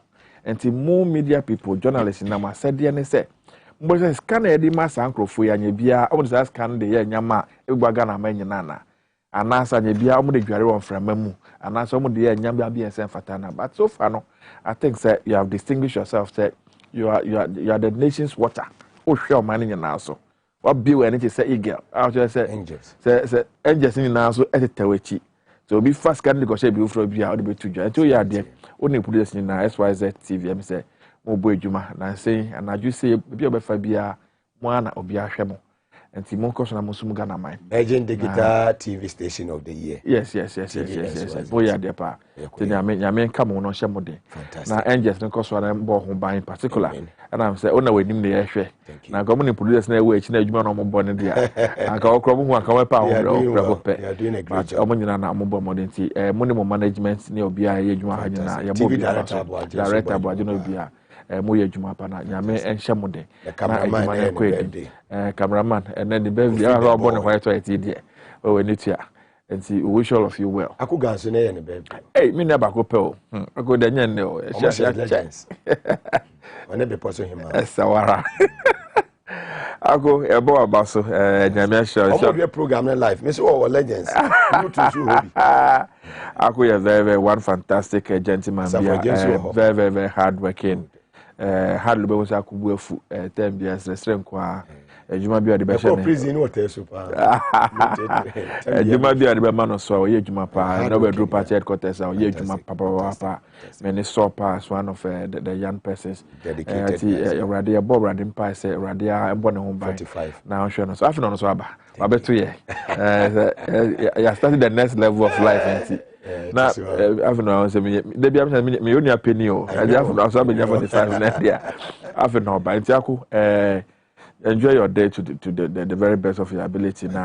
and just say be address and the next level until we na man no ahwe say ye well na about 12 PM so you share few issues you may etimi aba betudwa NDC legal team Oma petition IGP ewo abato ife kunkumbo mo ne se de niema koye sanso na Kali Bishop Conference omo so ababonten abeka kata se ne prayer koso ewo aban mu eni Captain Smart ewo no an chopper ode ma SSLC John Dramani Mahama these three yemo ne tewu na fe yemra main issues no so mugabe dase na me sha se na ma me fa kwanya we parliament ya papa Ghana mamunyi na papa bakope Depa Ghana for na afi no Ghana for na hwe nim so sambra no betu na adwuma pa wa sha se so a we nwi aye din kontompo ye din tro ne dada e de begitumi ni free nsem ene me chia no ahone awrade ama no ama na tumi akora the entire country the say na ode na prabon ne wi wo Greater Accra na na opia bonten obi obefa bia se joma amai sabra na betu adwuma so na sabi ye din tro ne dada ane kontompo ene ye de dada ye se ade ye hu han no ente sabra na beji utumi na we dwuma ede papa ye chiao maami professor ye nana opoku agima ye chiamo ene NDC penifo ya yura the boss back up Judicial zebra couple anya easy obo dwuma pa professor Judicial la bin munya na campaign team na nyina omunya na omoye dwuma nyina omunya na obia chairman general secretary ni party penifo na church obia ya party executives ya branch executives na yes of course they are doing a great fantastic job very good job ya branch executives ya constituency executives ni regional executive party for na Ghana for nyina ya church ya munya na nim say na nya dwedo obia hwe ha na Mugabe mention CFM free yeah legal team nene under the signature of Johnson Asedun Ketia general secretary of NDC and on the petition at the command IGP IGP by amafodura na ebona baso say oye adwuma na nyina ehwe nim say na adwuma ye no ebe ese kan a etwa na twa na ko ese kan no enam once de kwa kwa de ba na crime so ho edie ye say na expiry date na odi bone na odwen say obi anchime bi anya mehwe ntimi na mafa me won kwade a day should come there you account for whatever that you did and see your petition no say nyama bi koso into the 16 elections na menua say ya year election of Ghana in the Fourth Republic since 1992 be seen there the number of lives that we lost to 2020 election be see that na nko be badwin say be a democracy adri be a nimbie eni be adri be a kaima mi ka be de abedu pepe so de abedri na ohwe onipa ene oye Ghana man peni a oda eni so a nsema ye ka kire ye fa ne ho say no ono pa na na ti akungwam I acquire about to a nyame the number of people who died, the number of property things nyame si nyinano e ya sefem enya ade a IGP Yewura George dan parabet mi abunani e dia goso enti ebia na ni refree ebia obae no esem na dia to na ne tables no e no nka ho bi enti as a party we've gone to remind him ya menu apeni Amaliba ene Baba Jaman ene omokoye omokodru headquarters so almost no ya Zoom meeting bi another one interview before a meeting bi nti on e di come by ebe je omo awa 2 e my the statement nation as a petition nation so fama no no hwe na mo betu ho I think say there are two issues na yes hwe ene abato na ekoye electoral commission katazeshe ne proye ne esesie nyama bi ekoso a sebi ye papa go kan wan asema omoto ko apai se ya ye abia sebi wadi abato echiache organ ani mekoye faso a ye pretty ballot papers ye pretty we at every stage of the process via party agents are supposed to be there. I monitor the entire process. I take serial numbers. I take the sales. I buy honey baby kama. Then after the printing paper, I print here. Now could do one of the printing houses there. After the money I bring, go so ye trade gum. Ye could be say my man say, oh, omo preparation for second round elections. Na Mugabe, in the part 12 neck for elections. Ye corner be second round cry. Of the nipa mienu pe na be kwa na meboa. The first and second be second round. And the other out me print over 1 million ballot papers. E bisawa, also you are preparing for second round. How do you know say be second round? Ebra ye nkwa about to na ye. E declare no be won say na e krono adwembo ni be no na etechiri. Sa nyama nyina we can sweep under the carpet. Some of those ballot papers eventually were even destroyed. Media has been go capture. Things, of course, money was wasted. And the be here said that media house, nipa a small mo, so me say money nyana. Police need to before getting involved. They are investing and get to the bottom of it. Who could do a santimemu, a gentleman of for instance court by the police themselves? Or crab ballot papers or cobalt no go to abano. Not like go now I check on the coso or the necessary and the bottom. Maybe now you be proud to share and that kind of and a police for coaching a share na sebi ballot papers in a good bottom. Have tampering in another man and basically say investigation. Yeah, it was handcuffed. It was on TV, everybody saw it. We want to know what has happened to that investigation. Maybe I could see. Now, Matisse a month for because 90s a crowd na Muntimu in Jai 2020 elections as some fan tour. Now Munkunko in him. You see, issues now raising now is for just one reason. Say they be a board, no go share pass, no go Susan no aba. Or Chinana as so many aboard, no go share pass, no aba. 2024 elections, NDC is not ready and prepared for anything like that. NDC, we are not asking electoral commission. We are not asking the security services or my boy home by and not protect here and electoral commission by boy. All we are calling for is fairness. All we are calling for is say obey where you map pepe. Of course. Ye kono ukitawa referee ukitawi bia ye mpe asembia. Nsemi na esi ye ye twen sanka Supreme Court be boaye let me am da jinjanya me nyina di na Ghana fo hu ekwa e be fa so ye be so ano prekope e nyina hu na ekoso Supreme Court ye nyina hu ye urare matuguba na kana 7 oyo bi amebu no kese pa Professor Moa o kire a lawyer fo ade akese o say a hold there decision I will take is dependent on who appointed you to the bench and the hold na nyesa wasem ye da na nyede enyesa o de na ye bepe and they go do where you chair hui. Ya Bobby and I share 7. Oh, Professor Ramona Tuguba. Or share, in fact, Supreme Court judge, not Chief Justice Crown Hobby or Jimpa. And not you must say, as for why ye research, I say, a horn or one assembly in Nano. Assembly a dick or money power appointed. And yes, I was assembly a paper and I said, paper, but whichever way it is, you know when you're coso. The way I have fast I had the boss be Jane Mensa home buying, and then now made the PM Dr. Farajan.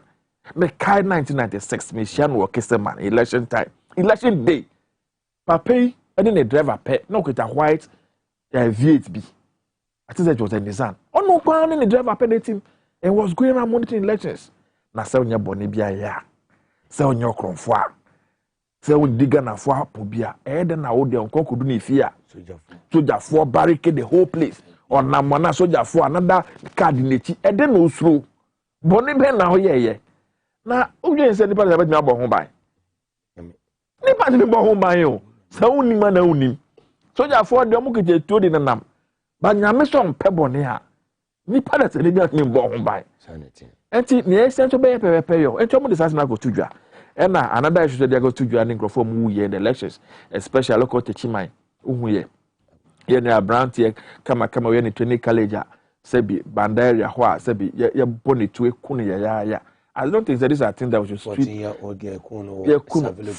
years. Akola kete. The born you any day. Say ya to about Obejina Collegiate Center. Say on also share na koso.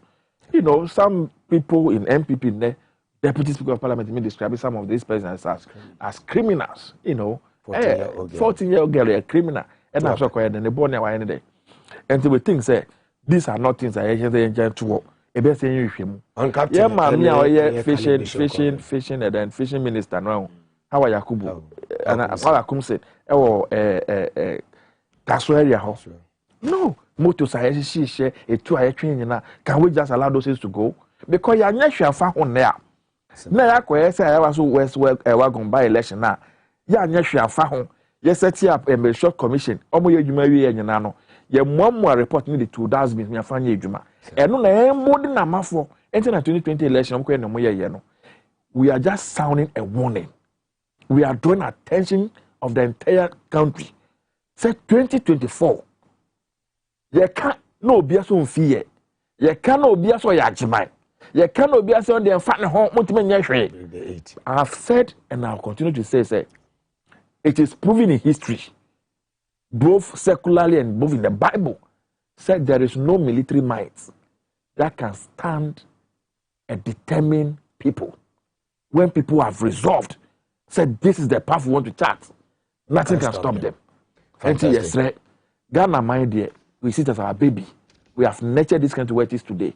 Until it must not be said ever. Say any my baby, aha my moon. Until any stress obi anyi na dwuma pepepe na e bia nkoso. Ye nua Captain Smart, ne kind I'm praying and hoping in the coming days a lot more people will come out and can apologize to President Mahama. And I've always taken President Mahama to be like, why are they? Me fan no encourage what Jesus Christ said.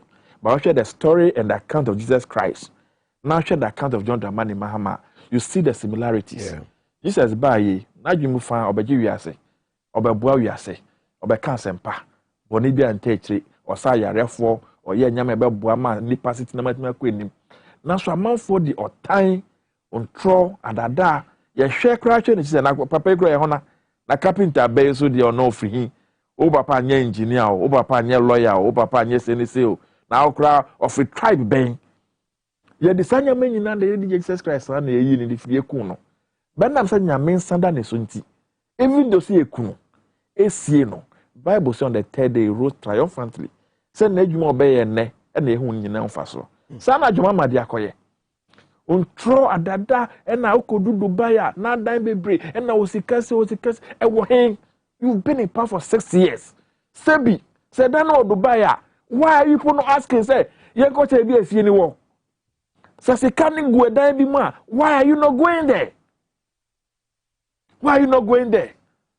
Say, see, am I any forensic audit, whatever audit, yeah.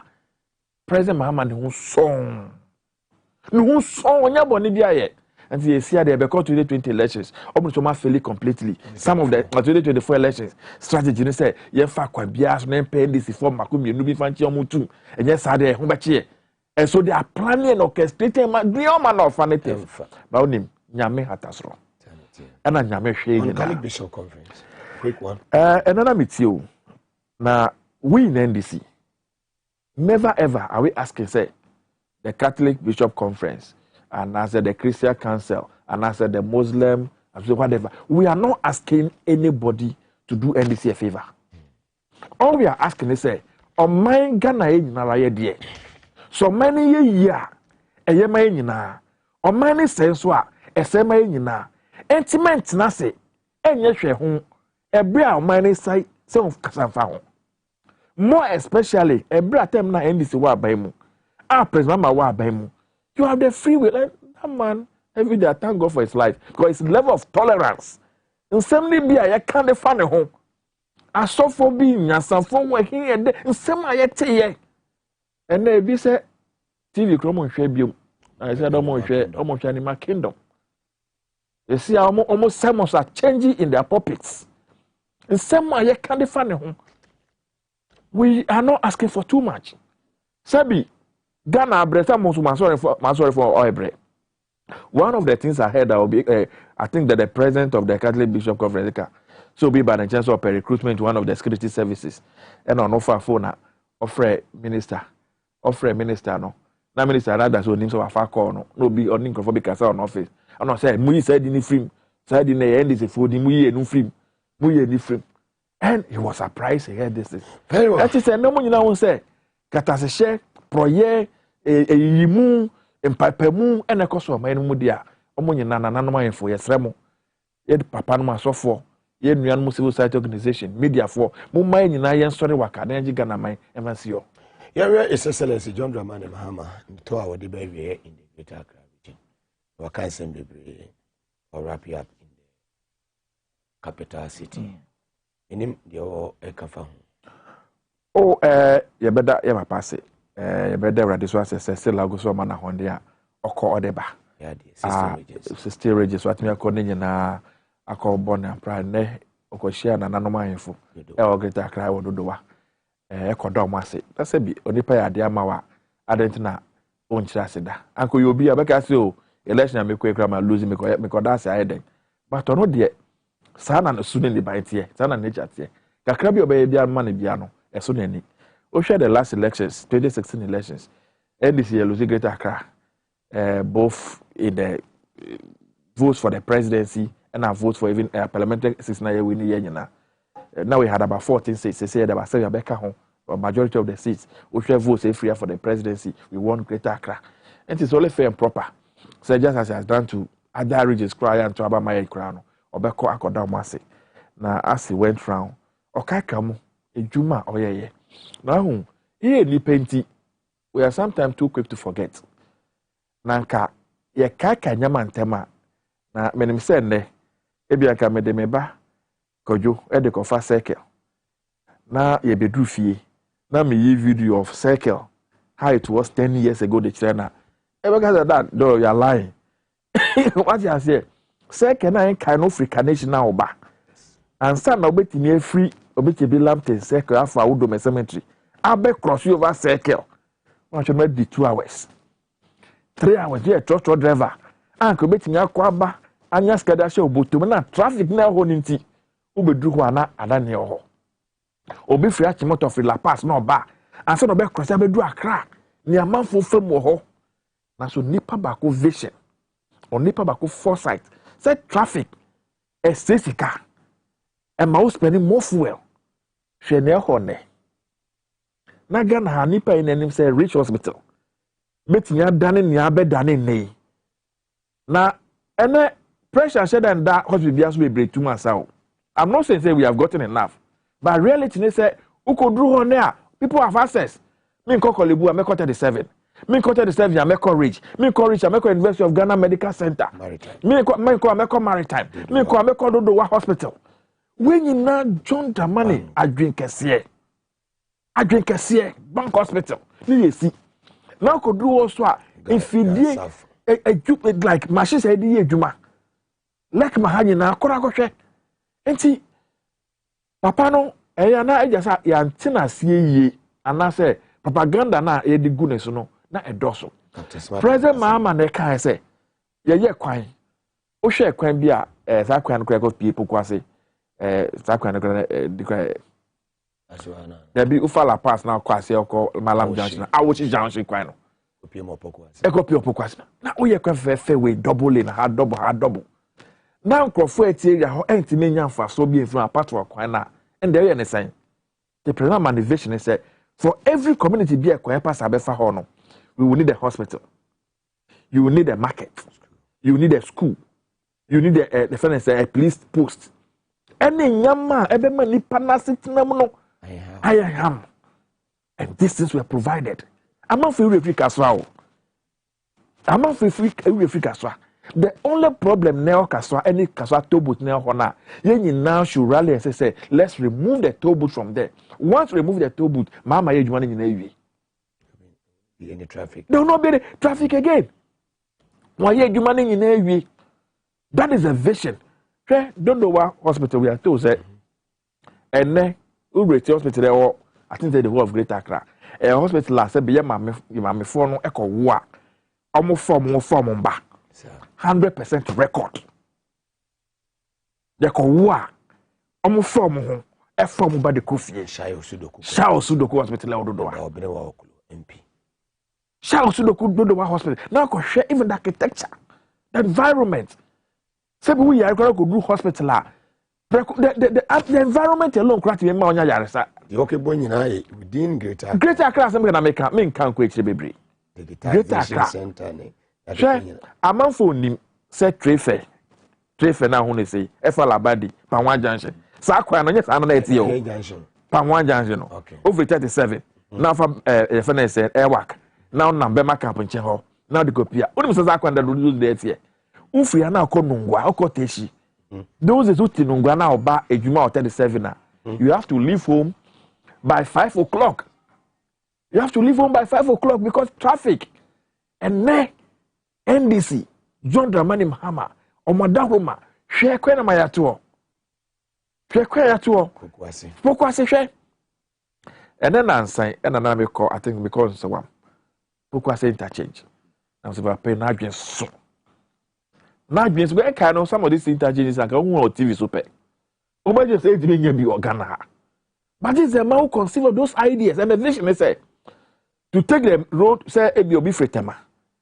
Na onishi yewo ye fere sen Accra mo area ho nyine call La Paz area ho nyina no ye kwami da fa ho akopie kwa benya na akofie puga se interchange no so ukokuma sa na ko straight we okoko Cape Coast na wa dwende akopie ekwa na ye kan wasem earlier na malam jante na to asoko se be ya Accra Central area ha nyina no ye betumi ade congestion no we nyina papa yi edwe ho ekope ho sika e de to amanfo bi ba e be ye ya yes, yeah, boss, say, Momo. Maybe I can free by a crop of money. It's a boy and some Momo. Make a free. Obey be lamte interchange. If I say, I was so carry out. Yeah. Not a net yet. I just said you. And you'll be a drink as here. You'll be a drink as you'll be vision. Nation builder. You are taking credit for that. Open day. Onishie. Onyekwe. Want taking credit. You be funny say. And see.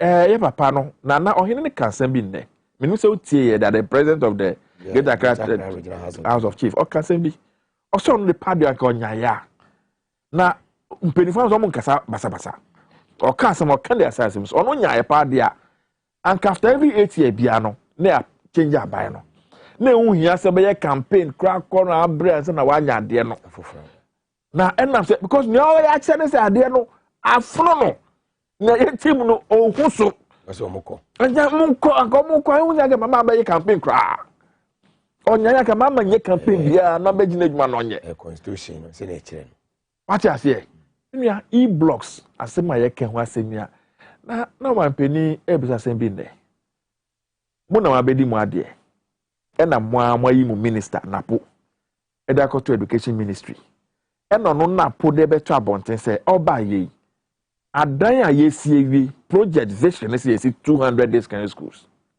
200 na yesie no ne ye wi a ya commission 46 46 in fact near president mama gasanya honde call round Ghana commission commission stand any na kobi ko kumbi 36 na Baumi ase 29 you see Baumi I think there's only one thing I have to thank him for now and the handless any omu PR obi omaye papa no the way the economy on person boss bio ya tell say papa no wa bon on tiase I'm brother or the kasa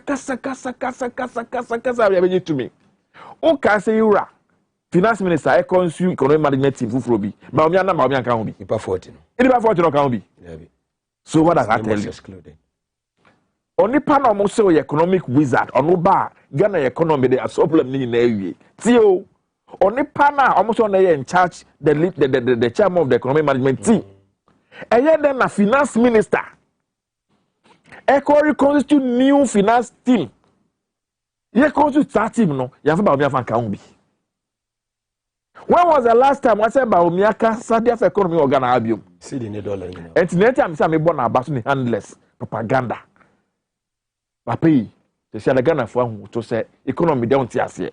Fantastic. Aye, home mu dear book dear na unim. Who dear no the code their flabber and house open Osanka. And in Tentema may change they call digitization. No. You're buying the coming days. Yeah, bad digitization. When I feel you share home some. Ya kwaku say or enjoy show ni papa. Hey, Minya. Ya da Minya ba kuno mama sa no. So na aye otukuno ono so ohwe papa.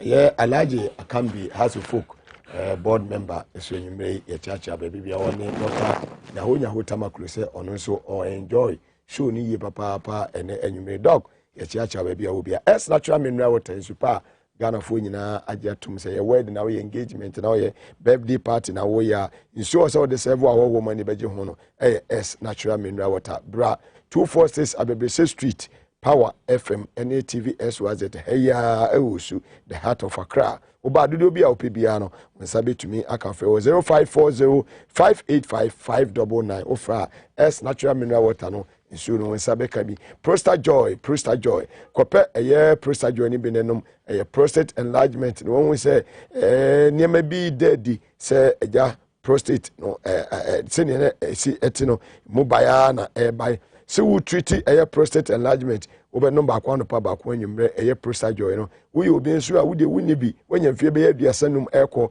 won pese obo ho ban efri prostate modia na chese wanya prostate joy ebetumi abo ye papa obi a wojo nso na jonso no machemie no wojo nso na abemem wo ya unya prostate joy ni bi na no ma ebebo ye papa pharmacy shop bia wodi oni be kiremo no obenya bi ato ewo Ghana ha 0244727028 ofra ebeje wo so ene yi sasalese John Dramani Mahama dodo one wodi nani ekire ntine ne make am for Prostate real estate edi amawo o pass aseato o Shai Hills afenya asutware junction na do yumu dodo wa asebi de wenya chopoli fo ne ekire eye dodo wa kuroduam na abekwa akoto ye Prostate real estate yomu dodo wa fire service station no na edi enhwene mu masa asemanso bi ne ho oto asase ho wa be ma 200 blocks na ma 10 bags of cement na de ahye ofi ni si ase wo kan so na se wo de ba ye beje ni ama ho ensase we ekire kwan e wo dodo wa ye ne fire service station no and the division mo frɛ 0244684069 o frɛ na ebejo so victory garlic mesa o say you have given us victory amaye kunimdie and one so bepe victory garlic mesa ni bi na wanom obi a wanum ato wanum untumi ne die aduane kura nya wakono bro ni beka loss of appetite unya eye victory garlic mesa ni bi ebeboa oba wo konfichi anu aya se bo dwe unya binum a ebeboa sa so na emema drivers yi mo amotrafo ako eche Trotro drivers, any taxi drivers, Uber drivers, any more long journey, Imamo, Ejeviase, and the drivers in OA ni STC, Munina, no drivers, no mon pet, a victory, garlic miss and Benamono. So they be a mojan bit me, Edini Pedianum, a Fusani, Quasibuni, because blood circulation, Pebinanum, the bit me a boy, Jamwajuma, and also Yajuma Debi, Yenia, Mamo, Usunat market, na shome, na chair, and Yenia bar, a million of millies pub. Sabia sketching enua ba hana of and bishop munyina no omo agye atum say victory garlic no ebo adwuma yi papa 0242545633 ofra Dr. Amwako obeje wo so dudu obi apebia no nsabetumi aka prostate capsules ene zipman capsules efi solar natural clinic aso ye nyamienu nyina ka bom nenom obi a wojonsa wo bre wojonsa na abemem wo ya o compare ni mu awotimi mo adwuma sexual weakness like gamu nyina no wonya prostate capsules and zipman capsules ebeboa ma mko fecha na ma ase bom dwedwe anfi obetimi asese o kama solar mesa mema no go no solar mesa send to pain capsules and to pain ointment abepe so ya ba bia wo pain bia no ipadua no no num to pain capsules sa so na wote say wo widie no ba bi wo ya ko to dwe sasabro no fa to pain ointment ni bi na fa sasa so ebetimi abo solar natural clinic when they no pay dia ba edwa so kuma so kente kro no when share filling station no na edi ehwene mo nkran so no wo kokomremle ben Harvard School no Kasi Road no so friend was 0245616028 o friend na obeje so na bibia konkan the amount Nis microfinance so adaroma techiri obi a ya aban adwuma bosume so aketu yafa controller and accountant general department wini ha okrakra we private worker ya wo so adwuma wura agya to me say wogi be sana obetu ya ye be process loan at the amount no commitment fee no processing fee and no hidden charges said the open loan sa pepe and ye be process near deliver at the amount say o hwehwe no hwe kira kwan ewo dome born again bus stop ye ne Mount Zion Methodist Church no na edi enhwe ne mo free na ne ntwetwe komai Nis microfinance ne mo ewo 0555010699 yimoko nyina dudu adawroma na nya nwumre omuta ya chia yetumidi dwumedi ebewa kasema dun wotwe na abo nondu ne edi dwumedi nyina ba awie. Well, you move on to your next topic. Digitization. Is it digitalization? Dr. Bawumia, yes, ma odi atudwa ene His Excellency John Dramani Mahama sama odi utete mu ekwan a omufa so a omusiye ene free voter uti bepiem ewo aye Upper East Boko eba bepiem nkra ha na chese adwumaden pa ena His Excellency John Dramani Mahama otumi eyeye na baabi Bawumia nam no ena check the data ena check the one baabi odi yakone de ehun sem no se necessity. Mugabi, I think say sometime yeah we NDC mo no yeah so bebre and they say we should give Dr. Bawumia a light off blackout be e wo here say ka say my year no because I said anybody has done little PRO can tell say near Bawumia is say and say odwane free what he claimed to be his comfortable zone to a zone on one more here. What he has here? What you were made to believe, they say, he is everything about the economy. The first time deputy governor of Bank of Ghana, nobody vice president. And see Ghana, they don't look at the catchphrase that we heard. Say we are moving from taxation to what? It's production. Move from taxation to production. Borrowing the borrowing biome. He has been a vice president before. He knows there's money in the economy. It's mismanagement. These are the things we heard from this man. Deputy governor. Almost every week. No, I organize one lecture or the other. Various universities. And see, sometimes we hear about me those days. Now, this one is saying something. No. You see, on one I can ask them, I say if you do propaganda with the economy, yes, the exchange rate will expose you. Man, the same way. If you talk plenty, the reality will expose you. If you tell lies, sing, blah, blah, blah, blah, blah, every day, reality. And now he's been confronted with reality. These are economy covered by less than 2 weeks. The economy came to a halt. Young cost stabilization fund one could if free ho. IMF and back and buy 1 billion. Am I under 400 million? The World Bank. Every World Banker and Cascade Benjamin. And now I can say, she a bushia papa, ni pa say, ye bushia. Only pa say se kawo Ghana ha. Bushia a bank a MPP a bank kwa bo e Ghana ha. 300 billion. No, we say scan credit there. Nothing to show for. Nothing, absolutely nothing to show for. Now, and then Dr. Bawumia Kasa, now can you see a time you see now? Mugabe, why should we waste our time on a person like that? A monumental failure. What fire? It's a monumental failure. Gumbe. Papa no, oh yeah, kasa. And where we are now as a country, we are not looking for talkatives. Action. I don't know, also near to me that our position. And Okasa. And then the determination was action. We want to see action. We want to see how you have managed the economy. We want to see what the city is doing against the major currencies. Say ne me ko kra nyama di China the bar. Na say me family city. Na me ko to ada dollar na euro. Difference ne ya he. We want to see how you manage the economy. Say me a total driver.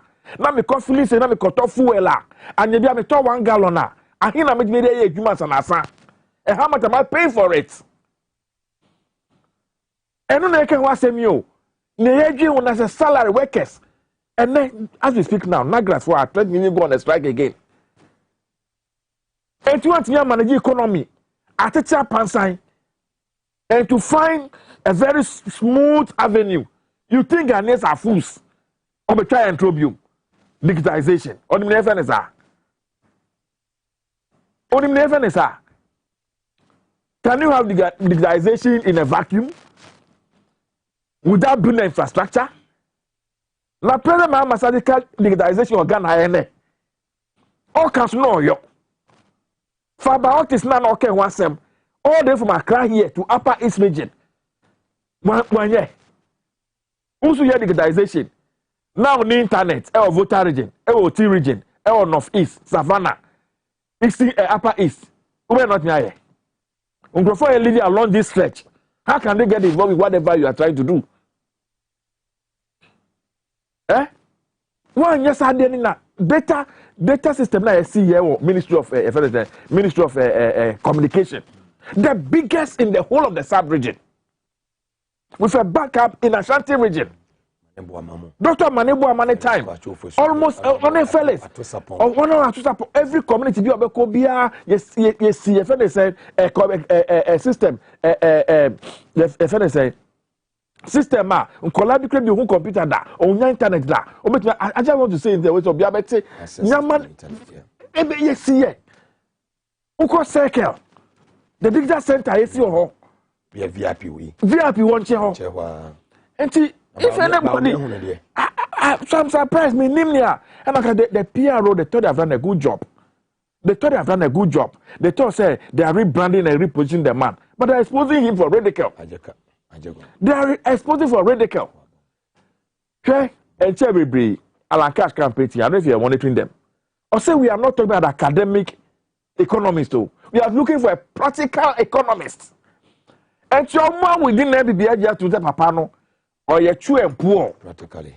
True and poor, your money book, what kind, what cultural lessons were passing, what not first class or the but passing this knowledge in the year, dear, I'm going to put you about there, what bonko on Tiasia. And see, I seriously speaking, I really wish that we don't waste our time on Dr. Bawumia. President Mahama started it. He laid a foundation. He's still on it, and we are going to continue with it. Fantastic. Me free one temporary. Me call region voter. Ne kosu voter region. Ketu saf ketane ne kahonye na. Yeah. Life. SFM na. In video be a call round interview be a or granted to I think Joy FM and one of the radio stations. Okay. I don't envy her around this time. So you're MP in an area like that. We share the main stake of that area. A juma moya dodo na and they say omoko eposo eko pen nam edeba.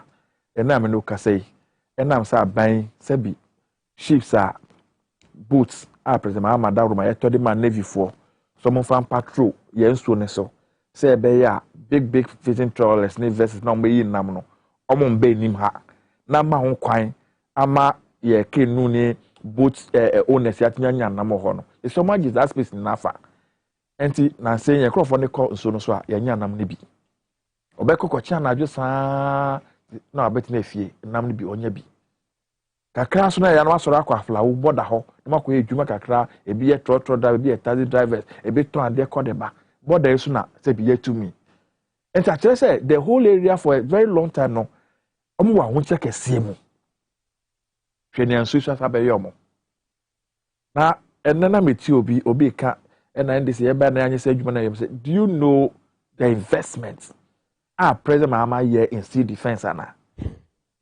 in build the sea defense wall. Now you can't that sea defense wall. It's not limited to only the Keta side of Ghana. It's a whole set from Aflawo the way to Azim. And to say ne, on to say Azim for Kasa. And I was saying this Sadomo Kasa. On to say Central for Kasa. On to say Greater Accra for Ekasa. Et say Papa be a buyer. You find John Dramani Mahama. Was shall say a copy and Yako. Near Kaisa, but just 8 kilometers.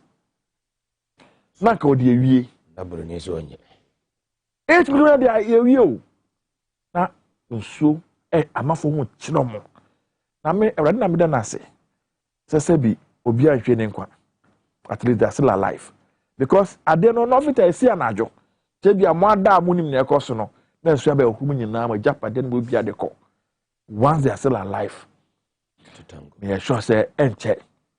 You better kwen be faso. Now some of these things I want to believe say either they are deliberately created say be ya amafo be nya ho kwan bi anom. Say be say not move be ko. How many days no mo you? How many days ya dey see ye? Not move on ko ye. The sure me koi ya the 10 mattress de ko na bet you say the 20 de akọ. Ya the more 2 bags de ko na bet you say the 20 bags akọ amafo be no mo ho kwan. Enti amafo nyanka they should remain in the state in which they are till this time. Enti ye ma mejefa gomashi wa bodwuma ye nua ho na ya toto borders mo ni ana na make wan say melia no yeah borders na tutu ana na ya so man peni say covid enti na ya two borders ni mo dia and the best rate see it meet ebie sabi Kotoka International Airport na amafo ko edeba. Why is it so difficult for us to open our land borders? Any the economic activities revolving around these borders. Oko Paga, Oko Elubu, Oko. In fact, apart from fairness, when it comes to land borders, the business of all any border no. The economic activity cost from free Nigeria, Benin, and they can never web every day. And then you know you lucky that so. Uso so na chia, but best re. O hene so ko bi na no say, oh me dey me nka hwe o. Mo be school ma me so a na edi na tem. Na ya super no. And say ya o say ano jamo mo kaga na fo nso a odwun ahun ti ase e serious ye pe school dan na edi o hene na tem 8 kilometers see the first maye ye ni sky di beye border keke ameti akwa ba hwe mo nso border no so ye bie mamo epo na mbebo ho ban so na se be fisher food na tinya akwa yi na maba na mo ye de atinya ye nchi nam kakra ton de so e no so ye bo epo no so ho ban boat na se ye sesi se boat ni kra ye adwuma kra fu ekra de begum de akono ye supply fu ene ma navy fu so motiminto yetiminto enti obia eye ne ope na ene me ya sa fene doso 3 years how are we going to endure this for the next 3 years and then the idea how me de bia me dwuma me tiase how are we going to endure this for 3 good years again asana yakwa batro Nyame na nyame hatasro nyame utimi ye bibia ma ne yeye utimi ye bibia ma ne yeye 3 good years are we going to endure this hardship this pain na Mugabi na kana ho utimi ade nyina yo enefu ani bu akosro pa ho sunuma bepie fu ani bu akosro pa trotro driver na ene na asem sha papa bi ti Fred anopa no metuna traffic anopa no ma fa ni pa kakra na me ko traffic ni nti ebe bote na medu bi ameko enye free open akopa chemical we dua bi ase mbeda osa enyu na akoya under one trip na mako because kai se na me ko do spare parts so a ni body denden fuel so a mentiment na ohun ni oye no ho be market kan oye adwuma de ko de ba okra na eri ofese me ko ye adwuma enwuma ko fia e bi ko pesca bi no asende akona ko tonam na ye de na edi ofie. That is the state of our country. Look at our educational sector. The bia pasa. Boni beni aye. So finally, na odija finally asana meka tese obekosa enokwe. Asana ba ho no. Me nua sasu. Sa na ho hia. Meko. Me nua sasu. Na ekoso ni police for no. Every time. Me often time in person make police for asem radio so. And then I say me free program be am ekona me share police for bi. Ana mo gina no hey Fred, e hu ajo bla bon komo. Ono say amem number. The way mo de me number no. E fra ka e bi akira. O say em penifo ni ya de boni bi ye be bo ye be catch mo ni na. Mo agenda. I swear by everything on national television I make at mo ya akira. Sad. Na nsem na ekokos na everybody ba no. Order for my life. Omo hwe ni ye.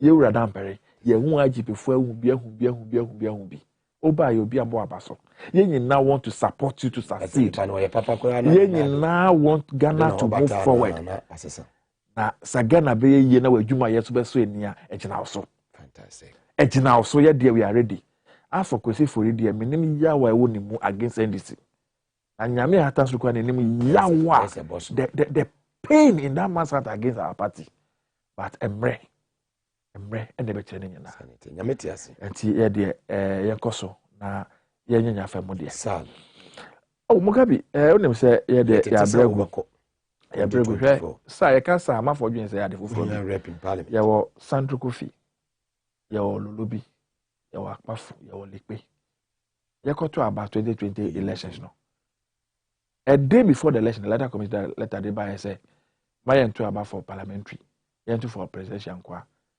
na onu san ka ka where this a constituency no e no mo create a region e no mo ye free me work out team afi ye ho a ye se nko to oboem afi do mo se ye betu ho hwe afi do mo se ye betu ye ho ya ho last month anto aba no enti for the past only God knows how long na ka NDC assembly nyamena domino ka say ya be kete this assembly na maye nyamena dom na no Friday and ya appoint DC so dia maye na ya kan say na ka MP NB the case no very dia na anka ne papa mu a na nye so no musru a say parliament na so closer they're supposed to create our parliament even tomorrow our constituency just even tomorrow say be so be nya rep be hwe area ho na me de say be politics nye school ni yesu ya no nkwa adwuma na ya masua bi having served the party as a branch executive from the branch to what constituency I've been senior coverage about national I know what politics is all about.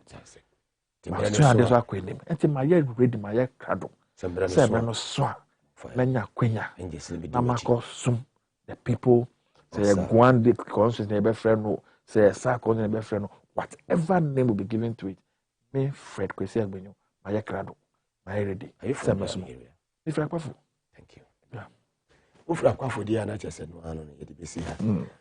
Ne yada ya hwefo nyina ase aboafo a etaachi metumi di dwumadi abremu nyina yada mase ada TV director aboaje eni ni team eye sector ene moamobo aye nyina Raf bedam nyina ase eni ima mabodwuma papa pa Kofi the boy ene wodi ni birthday cameraman Prince so ta ne chidendende ya enye asemketua na yada eye champion producer Bema Banono Kevin ye Asante Bema Baba Kope when assistant producer Desmond so what yes yada munyina ase ene enwumri se munyina mutumi boy ma dwumedie no etumi akoso kama me am di dwumedie ho chia me di Mugabe Masi betimi afre me atankolega biga Misabanga Mass Energy Sanso ena eye chairman of the father of West Africa Alaji Tanko aka Dolamai munyina mohwe Sariki ya wala ne Sariki ya ko na eye Sheikh Amin of media munyina moje Bretnam TV ho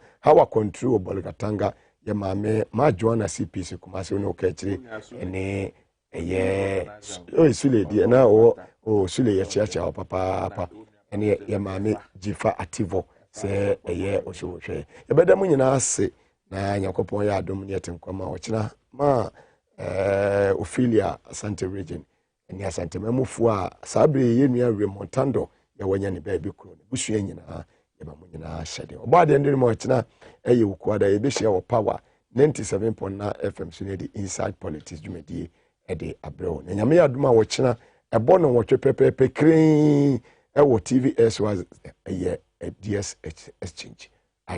exchange with Eric Ahianyo inti ba o mode se ochira nyame ya adoma no wotwe obi share Mr. Eric Ahianyo ewo ideas exchange so ewo TVS was at exactly 8 p.m. Yema munyina munyetie